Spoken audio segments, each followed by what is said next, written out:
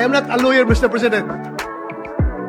Senator- Nag-iisip lang. I'm just guided by the Holy Spirit. Kung mapipiliin kayo kay Senator Inday o kaya kay PRRD, ano pong mas matimbang?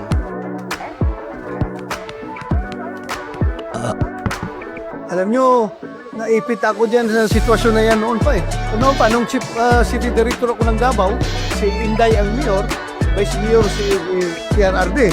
Sabi ni Mayor Inday, declare siya ng gun ban sa buong Davao. Tinanong kayo si Vice Mayor Duterte, Sir, ano masasabi mo sir sa gun ban na i-implementer ni Mayor Inday? Hindi ako susunod dyan. Dahil ang susunod ng gun ban dyan ay yung mga law-abiding citizens lang. Yung mga kriminal, magdadala pa rin yung arroz yan. Hindi ako susunod dyan. Bumalik kay Mayor Inday. Mayor, ano ang sabi ni Vice Mayor Duterte na hindi doon sa susunod sa gun ban mo? Sige, gawin niya yan at ipapahuli ko siya kay Bato, yung aking city director. Pumunta ngayon yung media sa akin, nagtanong. Oh. Sabi ni Mayor, may pahuli. Is Mayor kung may dalang armas. Sabi ko, dali lang. Sa ngayon, ang boss ko ay ang Mayor. So susundin ko yung Mayor kung anong order niya. Ganun pala sir. Sige sir, sabi ng media. Pagkatapos yung usap, tinawagan ko kagad si Vice Mayor. Sir. Ganito yung sagot ko sa media sir na sabi ko, susundin ko si Mayor baka magalit ka sa akin.